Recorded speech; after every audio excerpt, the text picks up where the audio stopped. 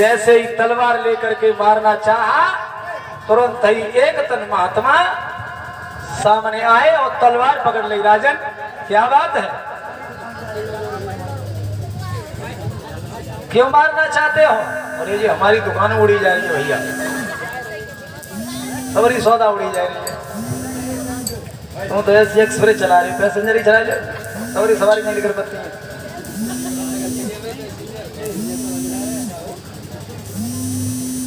भाइयों,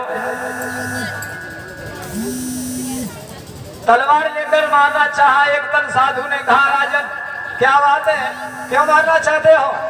जो लड़कियों की शर्त है वो तुम्हारे दिमाग में नहीं है, तुम्हें अपनी शर्त याद है, क्यों लड़कियों की शादी नहीं करना चाहते? राजा हिमान कहने लगे, हमारे समान कोई बलवान नहीं है, मुझ जैसा कोई राजा हो वही शादी कर सकता है, अन्यथा शादी नहीं करूंगा। हे महात्मा, सो एक तन महात्मा बोले, सुनो,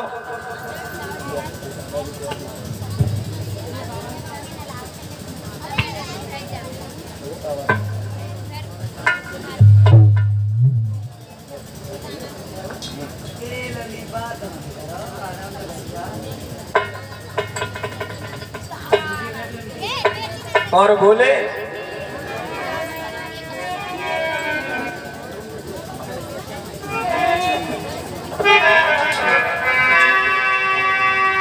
एक तन महात्मा कहने लगे, सुनो, तुम शादी नहीं करो, चलते तुम्हारे समान कोई बलवान ना है, तो सुनो, कंगन बांधो अपने हाथ में, राजा सुन ले बात हमारी है, दोनों बिटिया न संग करो विवाह, अब मन बनाओ तुम घर हमारी है।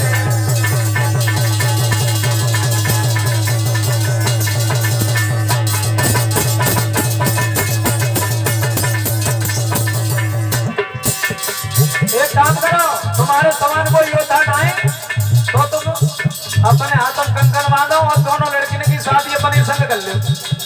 पिताजी कह रहे, एकदम से बाप कहने लगा, है मान, हे बाबा, बुद्धि खराब हो गई है, लड़कियों के साथ नहीं शादी की जाती है। बाबा जी बोले,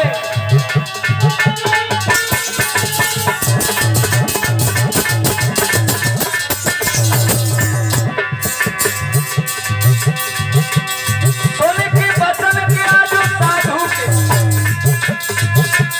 तन को साधु,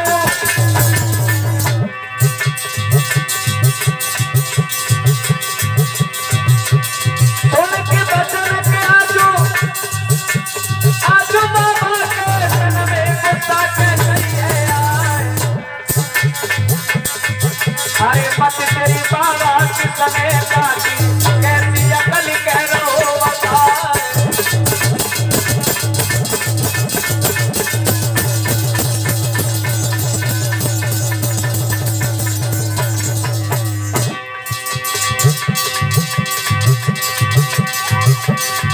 अरे लड़की न देख न करू सहाई,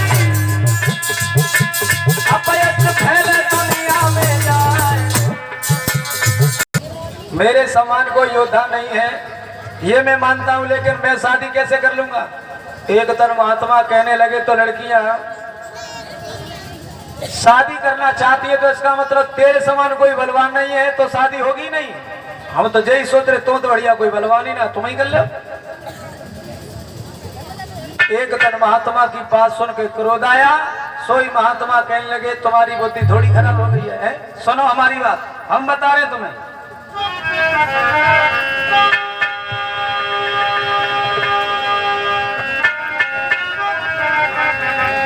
तब सोच समझ के राजा ने और एक बात बताई है,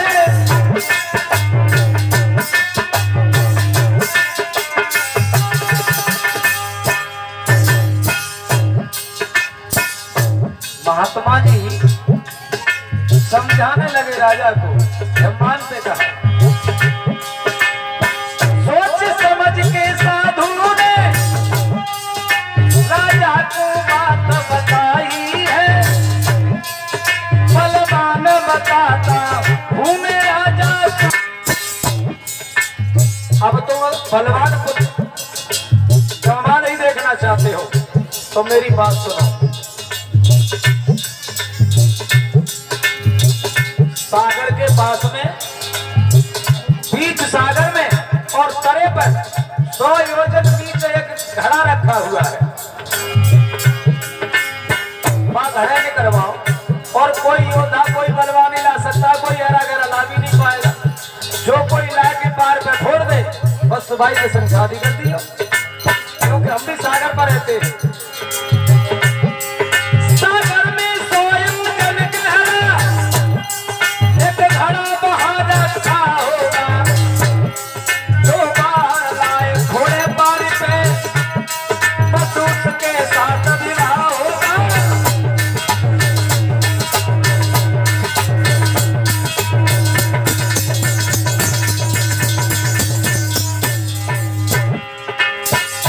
जो पार पे लाके छोड़ दे कोई तुमसे ज्यादा ही बलवान हो। जो जल में 100 योजन जल में जाएगा और लेके आवे वो है? राजा की बात समझ में आने लगी। महात्मा बात तो सही कह रहे, कोई बलवान नहीं ले पावे हो। अरे सुन की बात जब साधु की राजा ने घेरा लगाई है, अरे करी तैयारी शादी की अब कल का घेरा लगाई है।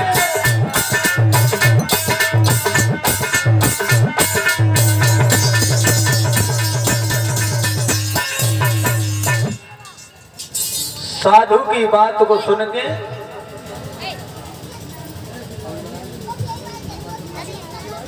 और कही कि लाओ अब मैं पत्र लिखता हूँ। महात्मा बोले सुनो, कलश है लाभो व घड़ा गुलाबो कोई मामूली बात ना है। मर्दधारी सर्व उसकी रक्षा कर रहे हैं, पहले तो उनसे युद्ध करना पड़ेगा तब वही लेके आ सकता। वो कोई भी हो जो लाएगा वो बलवान ही होगा। कलम दवात मंगवाई, महात्मा तो चले गए इतनी कह के। राजा ने जगह जगह पत्र भेजे और कछु जो पत्र देने। पितामह भीष्म ने जब पत्र पढ़ो, 100 योजन गहरे जल में घड़ा रखा है और मणिधारी सर्व रक्षा कर रहे हैं। भैया को जावे वो, हम तो कहूँ अंततः शादी कर लांगे, लेकिन अब जब माने जाए पाएंगे। सोचत रहे धृतराष्ट्र कहने लगे, बाबा भीष्म तुम क्या कह रहे हो? वीर योद्धा बलवान कभी पीछे नहीं हटते।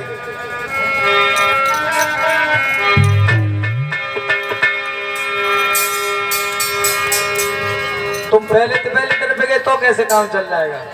तुम नहीं जानते हमारे दुर्योधन 6 महीना जल में रह सकते हैं, जल मंत्र जानते हैं। और हमें पूरा विश्वास है कि मेरा बेटा दुर्योधन अवश्य उस कलश को लेकर के बाहर पार पर खोज ले। वो तुम डर पो मत, घबराने की कोई जरूरत ना, तैयारी करो। दुर्योधन को सभा में बुलवाओ।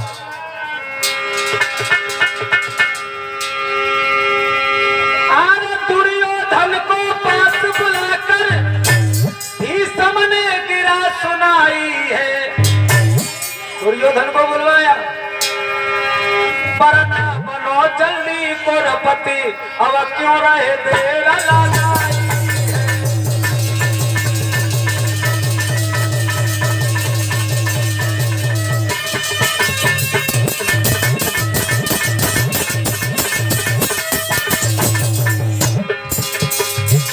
पितामह भीष्म ने दुर्योधन बुलाए सभा में और कहा देर मत लगा वरना बनो जल्दी। भीष्म बोले, राजा हिमान ने शर्त रखी है 2 लड़कियों की, वो उन्हीं के संग शादी करेंगे जो 100 योजन सागर में घुस के घड़ा को निकाल के और पार पे फोड़ दे। लेकिन मर्दारी सर्व रक्षा कर रहे। दुर्योधन हंस रहे, बाबा जी चिंता मत करो, तैयार है।